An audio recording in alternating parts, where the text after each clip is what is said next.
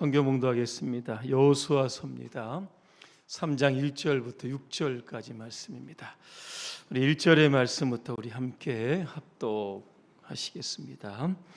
또 여호수아가 아침에 일찍이 일어나서 그와 모든 이스라엘 자손들과 더불어 시딤에서 떠나 요단에 이르러 건너가기 전에 거기서 유숙하니라. 사울 위의 관리들이 진중으로 두루 다니며 백성에게 명령하여 이르되 너희는 레위 사람 제사장들이 너희 하나님 여호와의 언약궤 매는 것을 보거든 너희가 있는 곳을 떠나 그 뒤를 따르라. 그러나 너희와 그 사이 거리가 2000 규빗쯤 되게 하고 그것에 가까이 하지는 말라. 그리하면 너희가 행할 길을 알리니 너희가 이전에 이 길을 지나보지 못하였음이니라 하니라. 여호수아가 또 백성에게 이르되 너희는 자신을 성결하게 하라. 여호와께서 내일 너희 가운데에 기이한 일들을 행하시리라. 여호수아가 또 제사장들에게 말하여 이르되 언약궤를 메고 백성에 앞서 건너라 하매 곧 언약궤를 메고 백성에 앞서 나아가니라. 아멘. 요단강을 건너 가나안으로라는 주제로 말씀을 드립니다. 할렐루야. 아멘. 인사하겠습니다. 요단강을 건너 가나안으로 나아갑시다.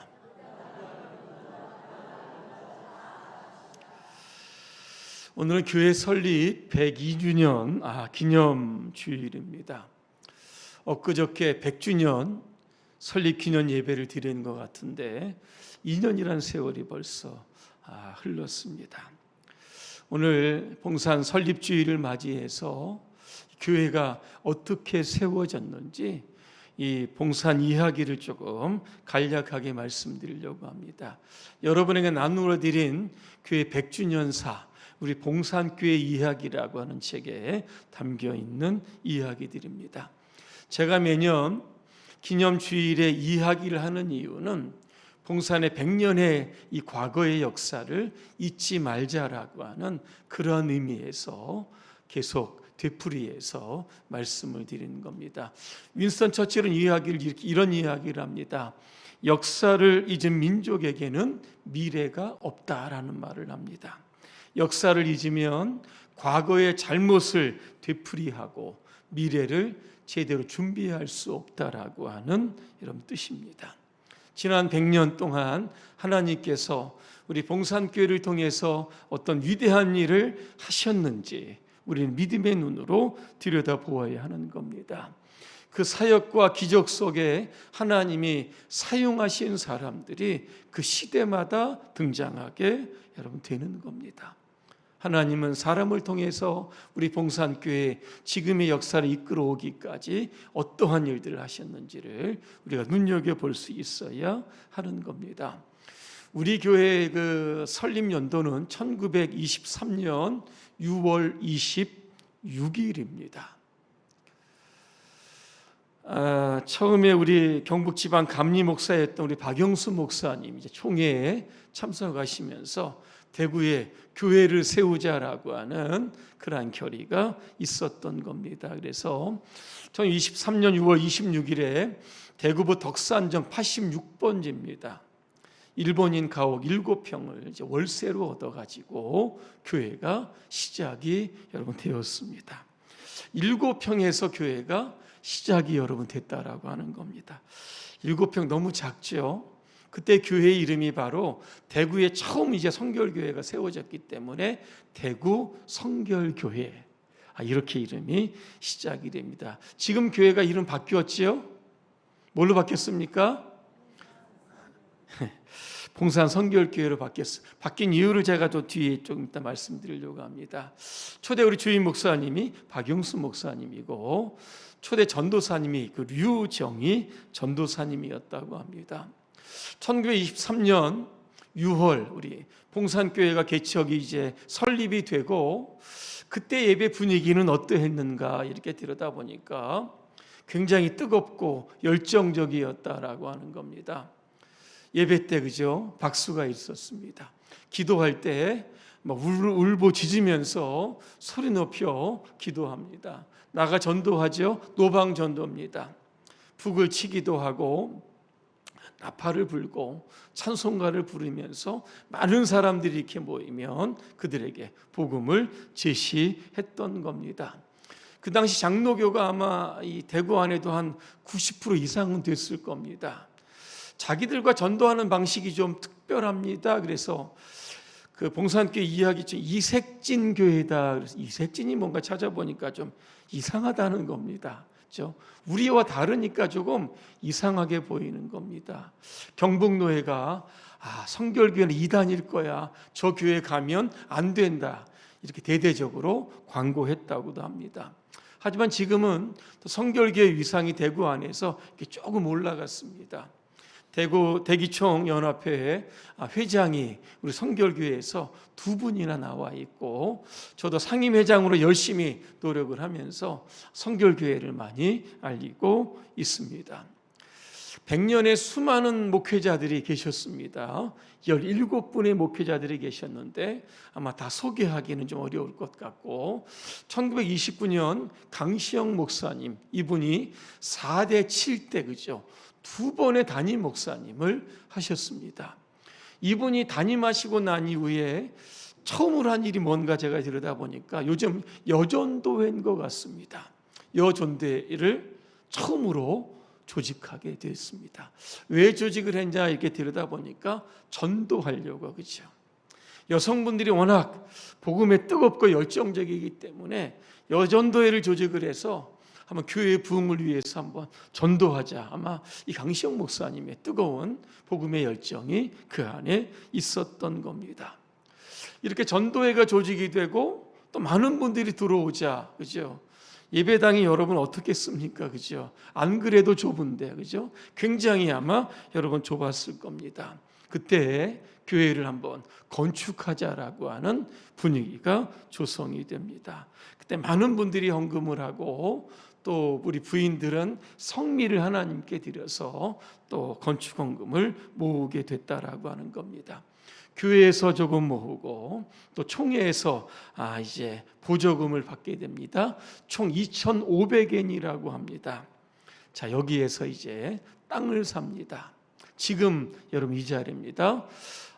그 당시 1930년 4월 26일로 기록되어 있습니다. 대구부 봉산정 52-4번지 오늘 이 교회 여러분 자리입니다. 129평의 사업과 건물 2동을 2,500엔에 결국 부지를 확보하게 됐고, 총회로부터 3,600엔의 보조를 받아가지고 46평짜리 붉은 벽돌로 단층으로 교회를 짓게 되었다라고 하는 겁니다. 그 이후에 또 윤성기 집사님의 최초로 장로 장립식이 있게 되었던 겁니다. 그렇게 세월은 흘러 일제강점기입니다. 신사참배를 반대했던 분이 계십니다. 아까 제가 말씀드렸던 우리 강시영 목사님과 그 당시 김경식 전도사님인데, 이분이 나중에 8대 우리 봉산교회 담임 목사님이 여러분 되시는 겁니다. 1943년에는 전체 성결교회가 문을 닫게 여러분 되는 겁니다. 그리고 이제 광복절이 되고 교회 문을 열고 또다시 교회가 다시 부흥의 발판을 얻게 됩니다. 1947년에는 지교회를 세우게 됩니다. 향촌교회와 하양교회를 설립하게 됐던 겁니다. 1950년에 6.25 전쟁이 있게 됩니다. 수많은 피난민들 남쪽으로 내려오죠. 우리 교회가 그분들을 위해서 수많은 편의를 그렇게 제공하기도 했던 겁니다. 이렇게 교회가 또 점차 조금씩 부흥을 했던 겁니다. 그러면서 교회를 또 다시 건축하자라고 하는 그런 분위기가 있었던 겁니다. 그래서 1965년 1월 10일에 건축위원회가 조성이 됩니다.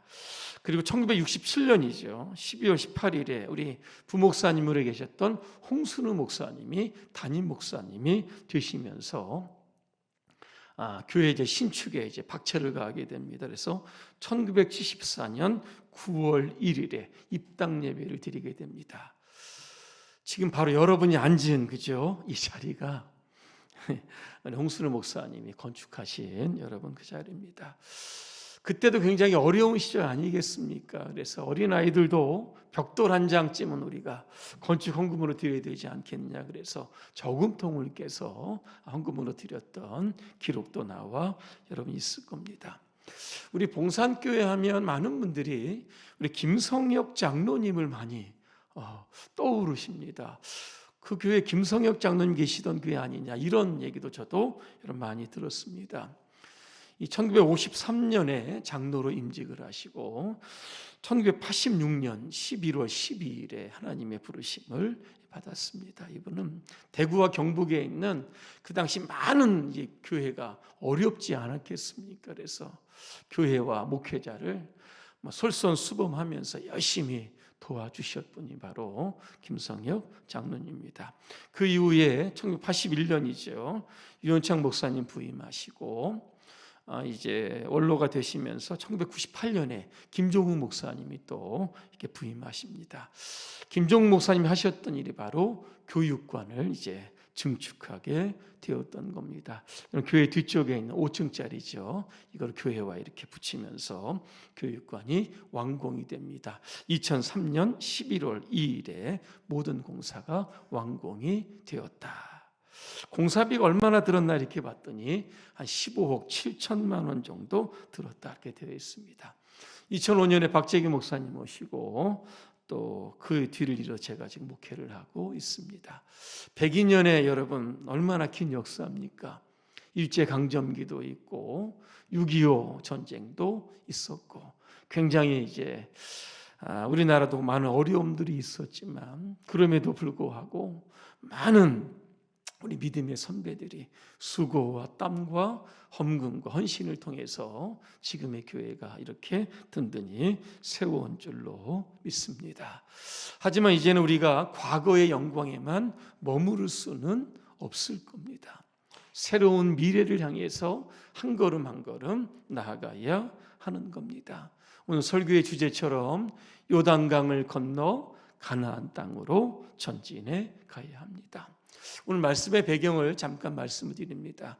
출애굽한 이스라엘 백성들 이제 광야 40년을 지나가게 됩니다. 최종 목적지가 어디입니까? 하나님이 약속하신 가나안 땅입니다. 40년의 이 광야의 삶이 녹록하지 않습니다. 그때 하나님께서 새벽마다 만나를 내려주십니다. 메추라기도 주시기도 했고 오아시스나 아니면 바위 위에서 물을 내어서 먹게 하기도 하셨다는 겁니다. 이제 38년, 39년쯤 거의 다가옵니다. 가나안에 이제 거의 다 왔을 오늘 무렵에 나왔던 그런 이야기입니다. 지금 이스라엘 백성들은 모압 땅에 있습니다. 그런데 문제가 생기죠. 모세가 죽는 겁니다. 신명기 34장에 보니까 느보산에서 모세가 죽었다 그렇게 표현됩니다. 느보산은 지금 여러분 요르단입니다.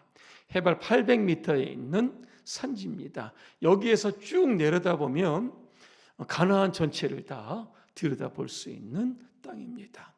모세는 눈으로 가나안 땅을 봤지만 직접 들어가 보지는 못했던 겁니다. 모세에 이어 여호수아를 하나님께서 세우십니다. 여호수아가 이제 지도력을 가지고 가나안 땅으로 나아가게 됩니다. 자, 문제는 가나안 땅에 들어가려고 하면 반드시 건너야 할 강이 있습니다. 그 강이 바로 여러분 요단강입니다. 여러분 성지순례 가면 반드시 한번 보는 코스가 바로 요단강입니다. 제가 가서 한번 이렇게 보니까 그때는 건기 때입니다. 폭이 한 30m 정도 되는데 깊이가 한 1m 정도밖에 안 되는 겁니다. 맨몸으로도 건너갈 수 있는 곳이 바로 요단강입니다. 하지만 이 우기 때가 되면 이 물이 굉장히 많습니다. 폭이 1.6km까지 늘어나게 되고 깊이가 한 4m 정도가 되는 겁니다. 그죠? 맨몸으로는 절대로 건널 수 없는 강이 바로 요단강입니다. 하지만 이스라엘 백성들은 반드시 요단강을 건너야 하는 겁니다. 왜? 가나안 땅에 들어가기 위해서. 성경에 보니까 위대한 사람들이 나옵니다. 위대한 사람들의 특징이 뭔가 이렇게 들여다봤더니 강을 건넌 사람들입니다. 여러분, 아브라함 아실 겁니다. 이름이 바뀌기 전에는 아브람이었습니다. 창세기 12장 1절, 2절, 3절에 뭐라고 말씀하시냐면 하나님께서 아브라함을 부르시는 겁니다. 너는 너의 고향과 친척과 아버지 집을 떠나 내가 내게 보여줄 땅으로 가라. 분명히 말씀합니다. 내가 너를 번성하게 하고 복주고 내 이름을 창대하게 하겠다. 그렇게 여러분 말씀하고 여러분 있는 겁니다. 그때 여러분 아브라함이 살던 땅이 여러분 어디냐? 메소포타미아 북부에 있는 갈대아 우르라고 하는 여러분 땅입니다.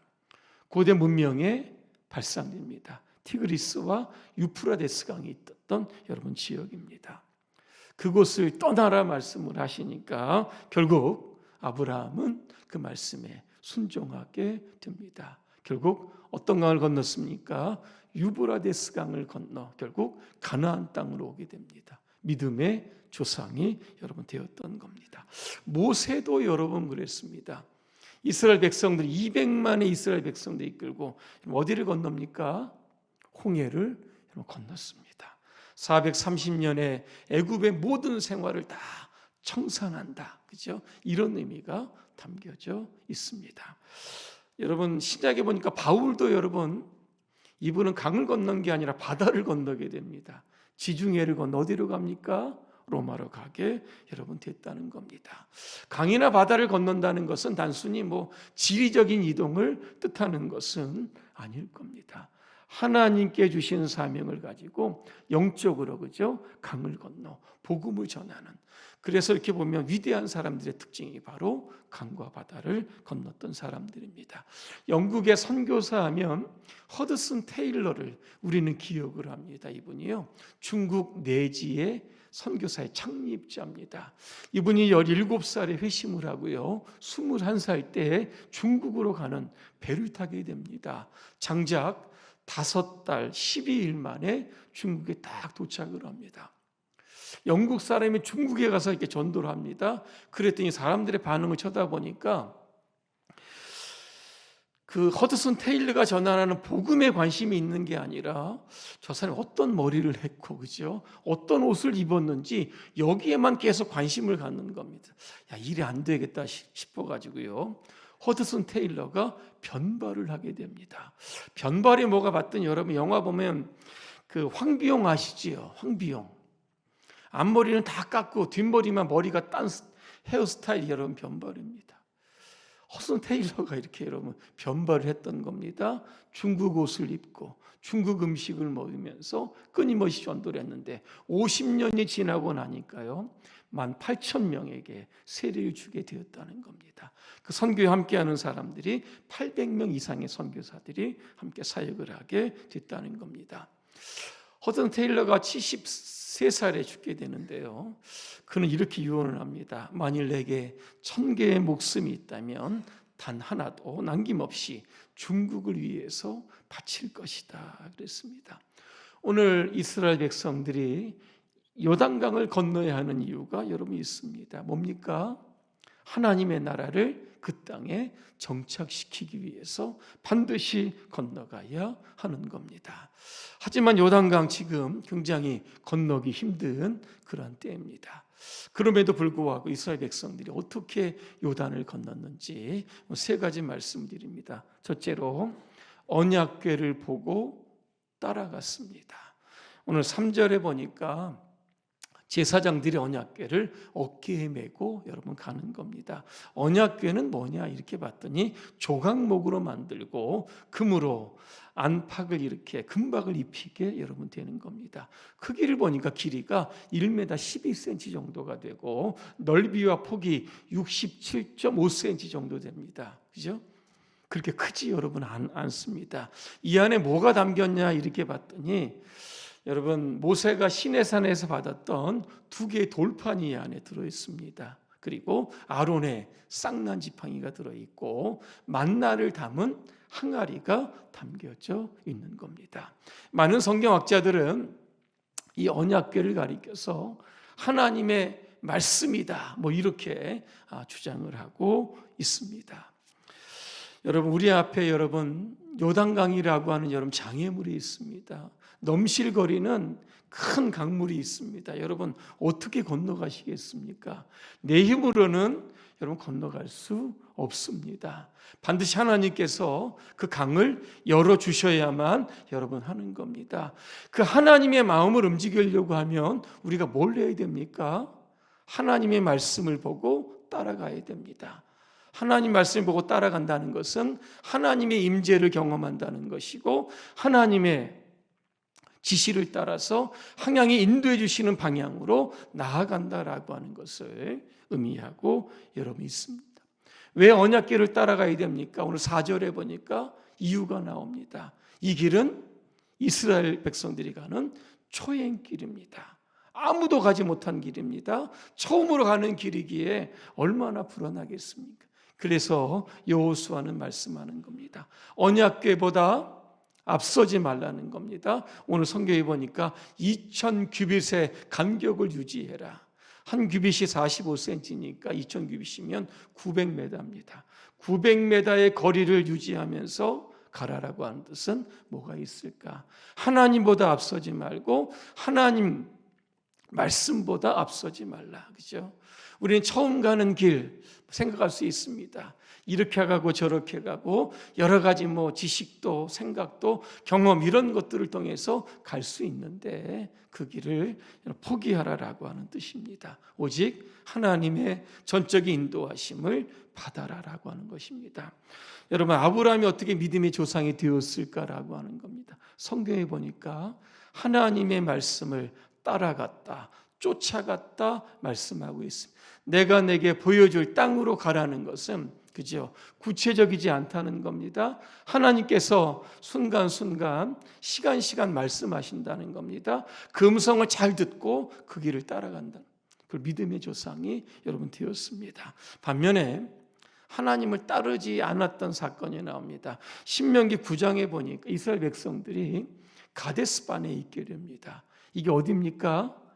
모세가 가나안으로 정탐꾼을 보냈던 여러분 이런 장소입니다. 하나님 말씀하시죠. 가나안 땅에 올라가라. 계속해서 말씀하시는데 정탐하고 왔던 12명의 사람들 중에 10명 뭐라고 이야기합니까? 그들은 거인이고 우리는 메뚜기입니다.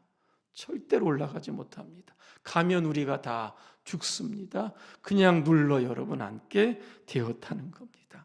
하나님의 말씀은 올라가라는 것인데 백성들은 어떻게 했습니까? 그냥 주저앉고 어디로 가자입니까? 애굽으로 돌아가자. 여러분 이렇게 이야기를 했던 겁니다. 이 일 때문에 어떻게 됩니까? 이스라엘 백성들은 40년 동안 광야를 빙글빙글 돌게 되었다는 겁니다. 하나님의 임재를 따라가지 않고 그 말씀에 거역하게 되면 어떤 일이 발생하게 되느냐? 현재도 불편하게 되지만 미래가 없게 여러분 되는 겁니다. 여러분의 삶이 이제 요단강이라고 하는 큰 장애물 앞에 서 있다고 하면 하나님께서 여호수아에게 주셨던 말씀, 여호수아 1장 8절의 말씀을 여러분 꼭 기억하시길 바랍니다. 이 율법책을 내 입에서 떠나지 말게 하며 주야로 그것을 묵상하여 그 가운데 기록된 것을 다 지켜라. 그래야면 내가 가는 길을 평탄하게 하고 내 삶을 형통하게 하시겠다 말씀하고 있습니다. 요단강 내 힘으로 절대 건널 수 없습니다. 그죠? 하나님의 인도하심과 하나님의 말씀에 여러분 민감하게 되셔서 여러분의 어떤 요단강을 여러분 건너시기를 바랍니다. 두 번째, 요단강 건너려고 하면 성결해야 합니다. 여러분 성결이 뭐냐 봤더니 성경에 보니까 거룩이라고 하는 단어로 표현됩니다. 성결한 사람은 거룩한 사람, 구별된 여러분 사람입니다. 웨슬리라고 하는 신학자는 성결을 두 가지로 해석을 합니다. 하나는 칭의, 하나는 성화입니다. 칭의가 뭡니까? 예수 믿고 구원받은 사람들 죄 용서받고 의롭게 되었다. 그렇죠? 이게 칭의입니다. 칭의 받은 사람이 이렇게 어떻게 됩니까? 거룩하신 하나님을 이제 본받아서 우리의 삶이 거룩을 향해서 계속해서 나아가는 삶, 이게 바로 성화의 삶입니다. 하나님은요 시대마다 성결을 요구하십니다. 출애굽 이스라엘 백성들이 3개월째 되는 날 시내산에 딱 도착을 합니다. 그러면서요 모세에게 이런 말씀합니다. 앞으로 이스라엘 백성들은 제사장 나라가 될 거다. 그죠? 하나님을 섬기는 나라입니다. 그 나라가 되려고 하면 가장 먼저 성결하라 그랬습니다. 모세가 묻겠죠. 어떻게 성결할 수 있습니까? 그랬더니 하나님 뭐라고 말씀하시냐면 너희 옷을 빨아라 그렇게 말씀합니다. 오늘 내일 옷을 빨고 제3일에 내가 시내산에 강림하겠다 말씀합니다. 하나님을 만나려고 하는 사람들, 그죠?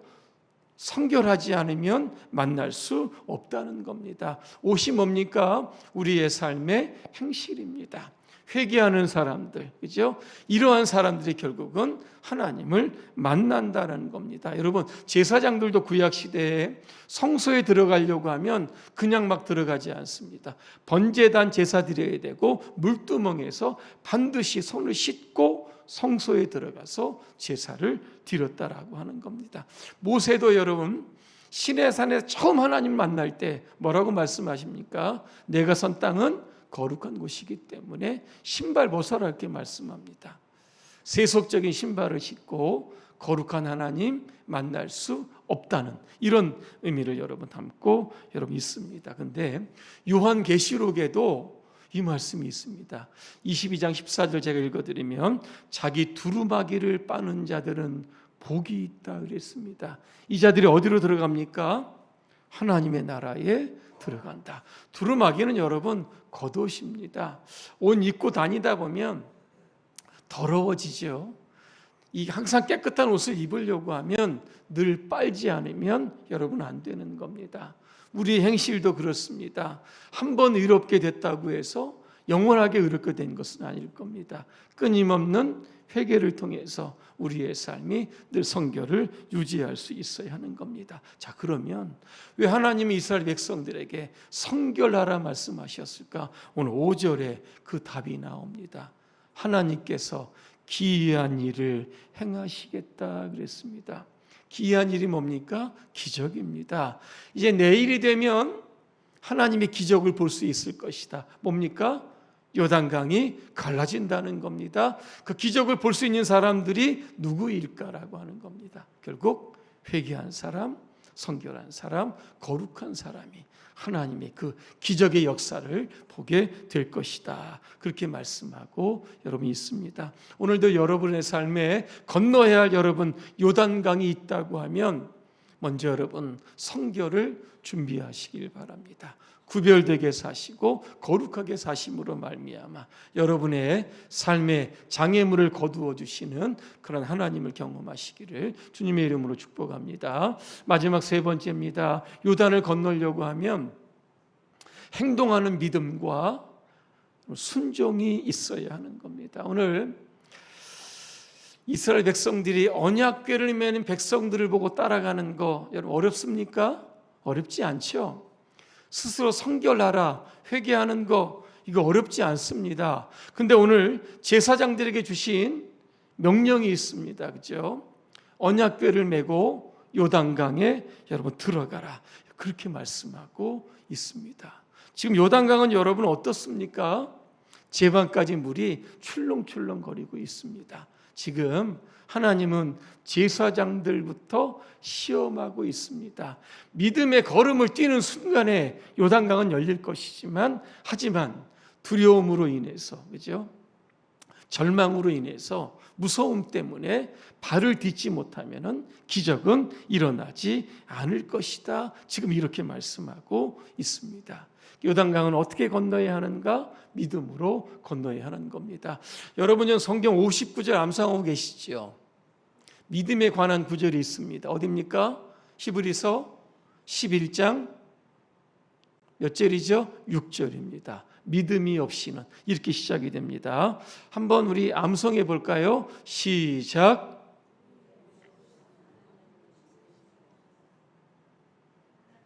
끝. 끝입니까? 외우셔야 됩니다. 그죠?